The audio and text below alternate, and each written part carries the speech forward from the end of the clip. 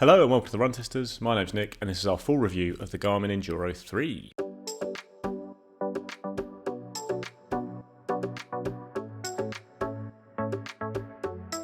So Mike, Kieran and I have been testing out the Enduro 3 over the last 6 weeks. We've also been testing out the new Fenix 8 in that period and comparing it to some other watches.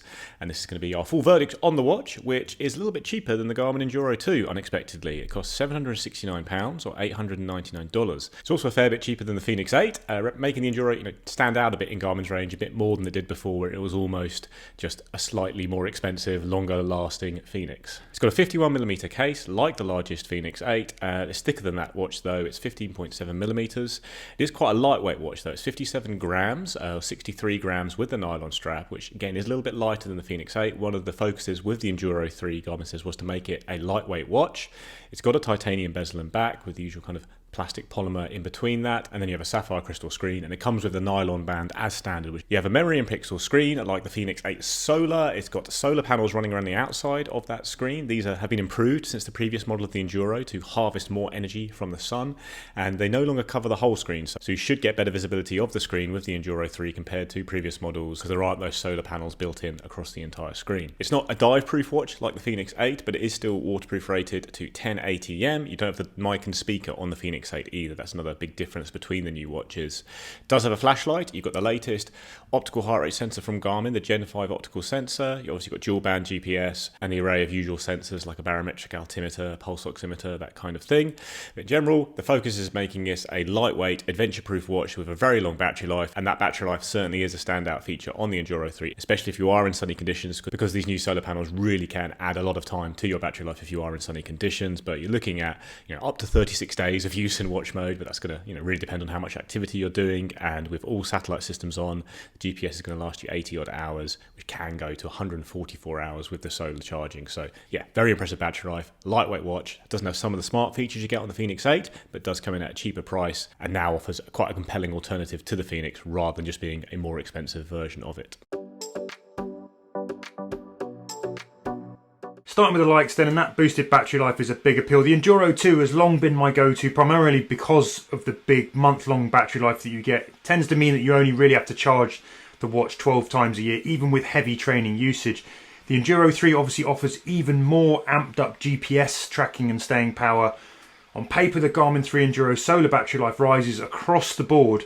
In testing, it lived up to billing too. When you're not running, it's super stingy. The average overnight burn was just 1%. Over 24 hours without any workouts, the Enduro 3 just shed 3% for me. A 90-minute run in normal mode burned 3%. A 3-hour marathon using the multi-band max accuracy mode burned 5%, while my 8-hour 5 Valleys Ultra using the normal power mode and Sat IQ torch just 14%. And for general usage in my test, I got close to 20 days before I needed to charge the watch. That was with around 8 hours of GPS runtime, often in the highest settings and with notifications on. So you can eke out and get longer out of this if some of those runs come in lower GPS settings. Now the Enduro 3 aesthetics are simpler. There's less bezel, there's more screen, and I like the slightly more minimal looks you've got. It's still a rugged and adventure ready looking watch, just a bit less hench than the Fenix.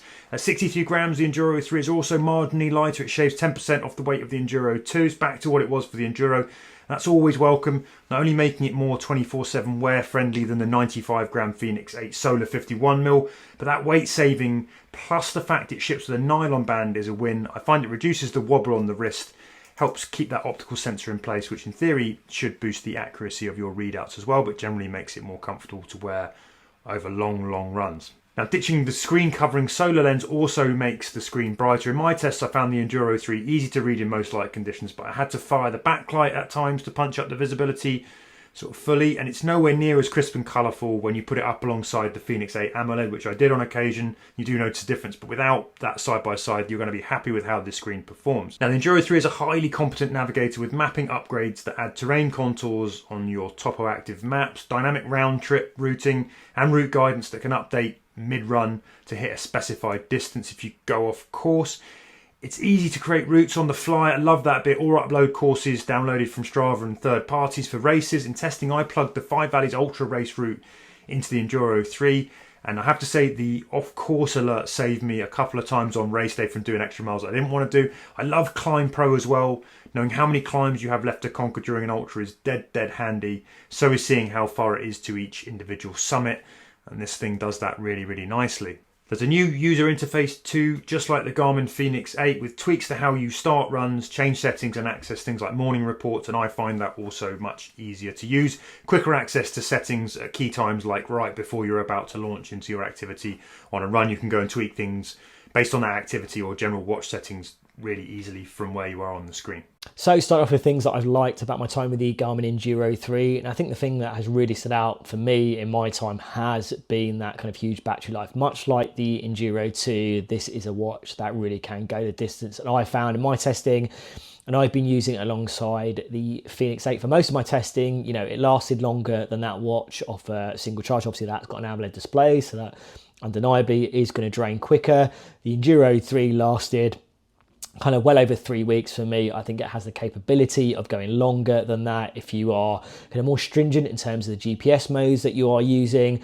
I think in terms of the features you're using on a regular basis that you probably necessarily don't care about, and making use of those kind of battery saver power manager modes that Garmin does offer here on the Garmin Enduro 3. And my next thing kind of really feeds into that, which is, that improvement in terms of the solar charging technology. Now, I was fortunate to be able to take this away in sunnier conditions, kind of use it and get a sense of the promised improvements in terms of how efficient and how well the new kind of power glass kind of technology, display technology that Garmin uses here can or effectively improve that kind of battery performance. Now I've kind of been out for maybe half an hour and I've seen those kind of 1% kind of 2% kind of creep up in the right kind of optimal kind of light and kind of sun conditions. So I could see if you were out there out doing a kind of multi-stage race, you were out in hot conditions and you were worried about the kind of drop in battery life, when outside of that running time, you can just see it's quite evident that battery life does kind of,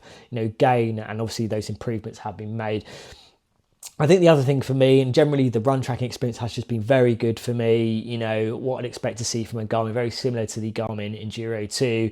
I think ultimately the integration of that power glass display technology now, it's just so much nicer. You lose that kind of red kind of tint you got on the previous watches, which I think made it a slightly kind of ugly look, I think, with the Enduro 2, but you kind of maybe accepted it just because you're going to get that bigger battery life. Now you don't get that. You get a clearer screen, really making sure you can absorb that information when you are using it for runs, and it doesn't feel like you're getting that weird kind of red tint, which I think it needed to change. I wasn't expecting Garmin to improve that, but ultimately in terms of the new technology that it's adding here, it has allowed it to do that. So it comes to my likes. It starts with the design of the Garmin Enduro 3. I like the look of it. I like the little yellow accents they've had on the Enduro. I really like the fact it is quite a lightweight watch despite being very big. Like, it still does feel quite big on my skinny wrists, but it wasn't actually that bad. It doesn't feel that noticeable, and it is lighter than the Fenix 8, which is impressive and surprising given that it is a thicker watch with a bigger battery. But all round, it's a really good looking watch, and the screen is certainly a bit more visible, I think, than the Enduro 2 and the kind of previous models of the Fenix.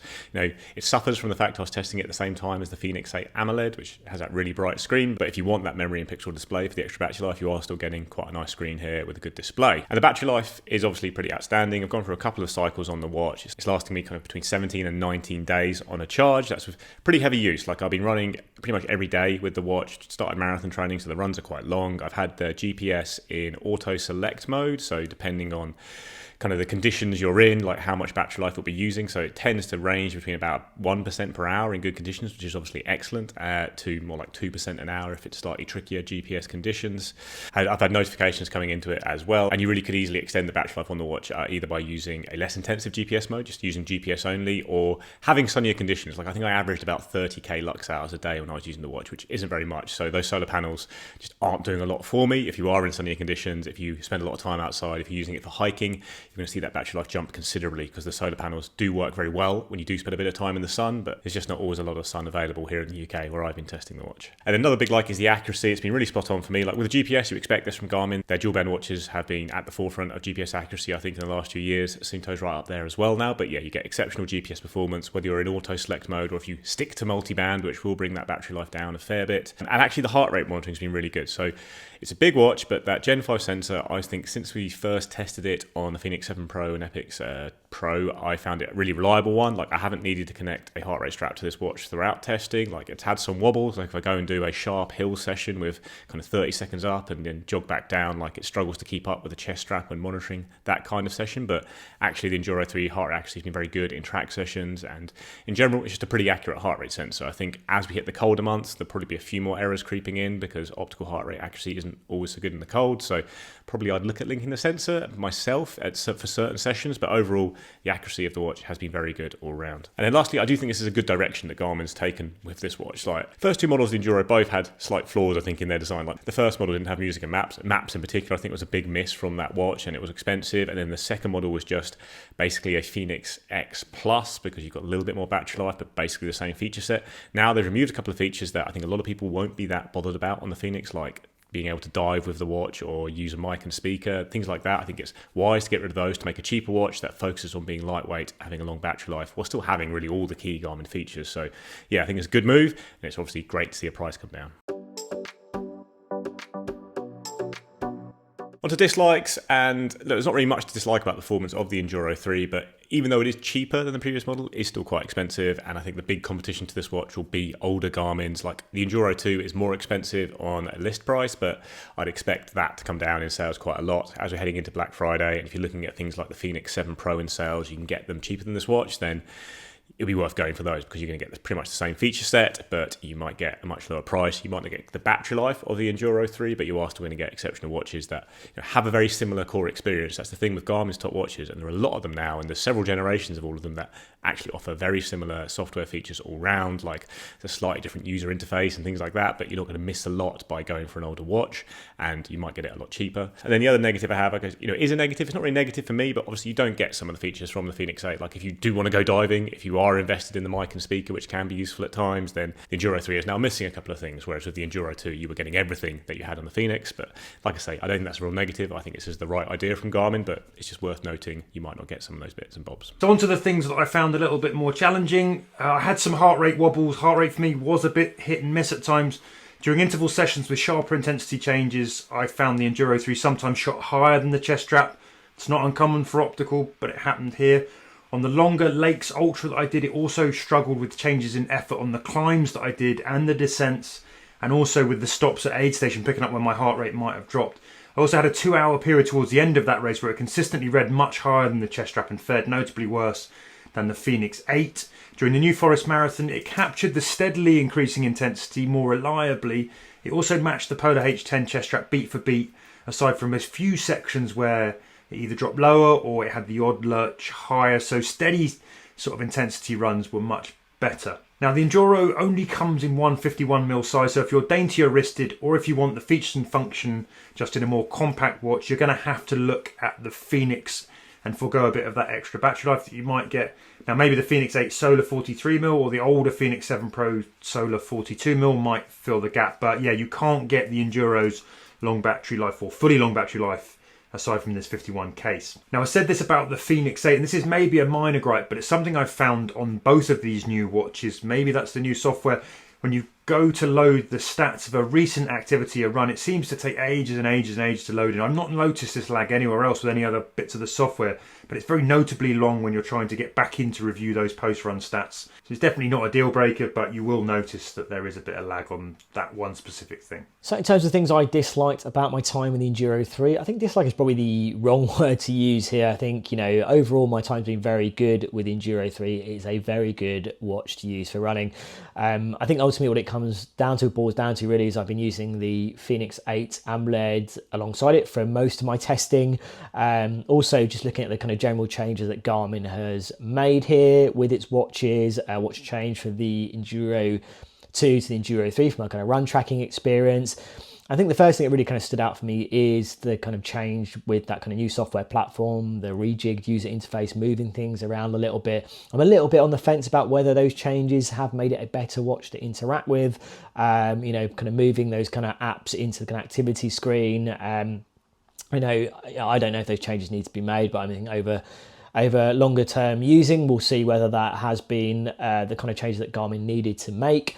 I think the other thing for me is looking at those battery numbers. I think ultimately, obviously, this watch has got, you know, incredible battery life, but I think if you look at how it compares to the Enduro 2 on paper, I think the real improvements really are in the kind of solar charging battery numbers. And I think unless you're in those kind of optimal kind of conditions to benefit from that, then, you know, those numbers probably aren't going to be that massively useful to you ultimately. I think that kind of numbers outside of that generally are not that, you know, extremely, you know, massively improved from the Enduro 2.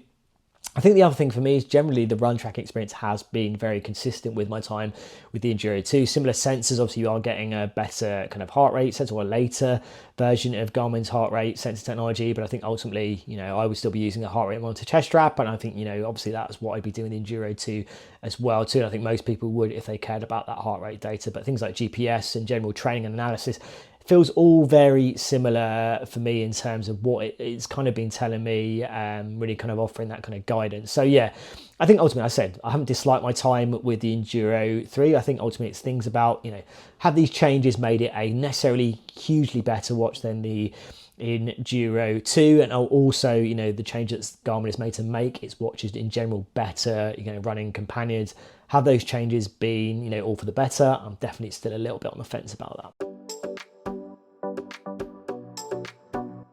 So my verdict on the Garmin Enduro 3 is that this is another battery powerhouse from Garmin. And if you are willing to spend and you want a kind of really feature-packed running watch and Garmin watch that really prioritizes battery life, that goes for weeks as opposed to a week, and then ultimately that's what you're going to get from the Enduro 3. In terms of being an upgrade on the Enduro 2, I think there's a few areas I think maybe might win Enduro fans over to make that upgrade. I think the main one for me first would be, obviously you are getting a watch that is built on Garmin's latest kind of software platform that won't roll back to the Enduro 2. And if you like the look of that kind of vamped kind of user interface, then ultimately that may be a reason to make that upgrade.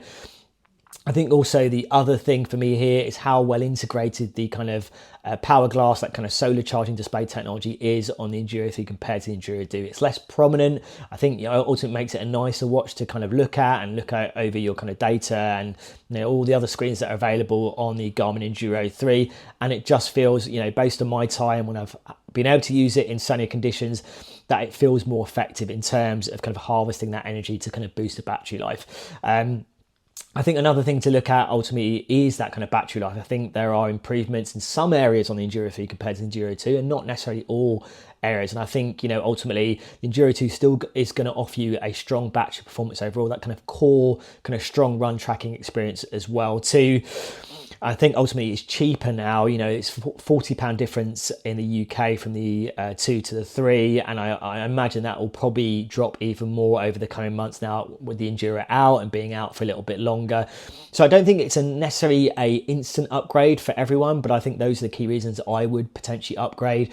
I think if you look at the other watches that you're inevitably probably going to compare it to, I think you look at the Fenix range, which has a little bit more in terms of those smartwatch features, obviously has the kind of AMOLED display option as well too, so, you know, and a slightly more durable build in terms of if you're kind of using it for kind of recreational diving as well too. Those would be the reasons to go and pay more for the Fenix range, but ultimately I think, you know, everything else is pretty much here on the Enduro 3. I think you look at other watches, you know, outside of Garmin's range, you're looking at things like the Coros Vertix 2S, I think probably the Sensei Vertical, which again, you know, offer strong battery life, you know, good core run tracking experience, you know, mapping and navigation support as well too. But I think ultimately as a package, I think Garmin offers something a bit more comprehensive, a bit more slick in terms of that experience. And I would, you know, ideally probably still be going for the Enduro 3, given, you know, what you're getting here in terms of that experience. So yeah, for me, I think another Enduro watch that is, you know, a battery powerhouse, you know, an upgrade in a few ways on the Enduro 2, a more affordable option than the newer Fenix watches, and probably better than what else is out there from its rival brands. Now, if your priority is long battery life, there isn't really a watch to rival the staying power of the Garmin Enduro 3. Coros Vertix 2 in some settings maybe, but there's more to this good looking adventure ready running watch than endurance alone. If you can live without the AMOLED screen, the voice tools and the dive skills that you'll get with the new Fenix 8, it packs the features, durability and enough accuracy, I think, to rival its much pricier stablemate. It's also lighter and more comfortable to wear 24/7 to unlock the myriad of fitness, recovery and health insights. You know, super comprehensive watch this. If you factor in the price drop that you're getting for the Enduro 3, and you've got a serious alternative, I think, to the new Fenix 8, particularly the non-AMOLED solar editions. If you already own the Enduro 2, I wouldn't really bother upgrading. If you can find a knockdown deal on the Enduro 2, I'd be tempted to take that above the Enduro 3. There's probably enough battery life in the Gen 2 of the Enduro. No, you wouldn't get the UI updates. It's almost packing as much in all the major areas. However, if you are in the market for a brand new watch, you want to go rugged, long life, and you're thinking about the Fenix versus the Enduro 3, those two top models, then I think definitely have a very, very close look at the Enduro 3. So I think the Enduro 3 is a really great update from Garmin. It actually really shows that Garmin is thinking about and listening to what people want from the Enduro line. They've brought the price down, they've kept the key features. It's a lightweight, adventurous watch that has amazing battery life and still loads and loads of key Garmin features. I almost think it could stand to lose a few more in the name of reducing it further or increasing the battery life. Like if they drop music from the watch, I wouldn't be too gutted. I think that'd be a good idea as well. And anything that just prioritizes the key stuff this watch does, long-term tracking, really rugged build, nice light design, maps now for those kind of long-distance adventurous activities. It's a really, really well-designed watch, and the fact the price has come down is obviously great news. I think it's definitely a better value watch than the Fenix 8 Solar model. I mean, you haven't got the AMOLED screen here. I like an AMOLED screen, but I think if you're this deep into the review of the Enduro 3, you're probably more set on looking at a memory and pixel screen, and this is a really good screen on a really good watch. Like, I like the brightness of an AMOLED screen myself, but I don't think it's really a stick to beat the Enduro 3 with. It's just a different type of watch, and it does what it does really well. So, like I said in the dislikes, I'd still be looking at older Garmin's in the sale first. I think in general, when it comes to Garmin's top watches, I don't think I'd ever really go and buy them fresh out the door, new at their full price, because they're really expensive watches, and there are now several generations of amazing watches, so you're going to get really good deals on older models in the sale. Look out for the Fenix 7 and 7 Pro in sales first. You might be able to save literally hundreds of pounds compared to this watch, and you are going to get a very similar core experience, if not quite as long battery life or something like that. There's nothing you're really missing by going for those old watches, in my opinion, so I'd look at those first. Especially if you look at the Fenix 7 Pro, which has the same heart rate sensor as this watch, which I do think is an upgrade on what we've seen before from Garmin. Then looking around other brands, so one of the big competitors is the Coros Vertix 2S, which I do think will probably outlast this watch very slightly. I tend to get more over 20 days of use out of the Coros Vertix 2S, but part of the reason for that is I don't think the screen's quite as good as on the Garmin Enduro 3 or other Garmin's, and you just get a lot more features on Garmin's. You're going to get much better maps, you're going to get some smart features like those music features I mentioned, NFC payments. You can get better training analysis, more insightful training analysis. I think you are going to get more features, and you get a flashlight as well, which is obviously pretty handy. So I do think the Coros Vertix 2S is a really good watch. You probably get it a bit cheaper. I think I like the design and the features you get on the Enduro 3 more, and I'd be prepared to pay a fair bit more to get them, but if it's a big price difference, that is a really good watch as well if you're really just focusing on battery life in particular. And the Vertix 2S also is pretty accurate, especially on GPS. And then you've got the Suunto Vertical as well, which is another pretty expensive watch, another very long-lasting watch, another really accurate watch, good-looking watch all round. Once again, you're going to get a lot more features with the Garmin Enduro 3 or other Garmin. So I think once you hit this top end of watches, I think unless you've got a really compelling reason to go for a different brand, if you really like the design of the Suunto Vertical or you want the all-out battery life of the Coros, I do think Garmin make the best watches in this area, and I think the Enduro 3 is the best of this kind of memory and pixel side of things, unless you really need the diving or the mic and speaker on the Fenix. So yeah, I think it's a really good watch. I'd probably look at older models first. I do like what Garmin has done with the Enduro 3 here in making it cheaper, stripping out some features that a lot of people will find superfluous. So yeah, really enjoy using it. That's our review of the Garmin Enduro 3. Let us know what you think in the comments below. Please do like and subscribe, ring the little bell, and we'll see you next time.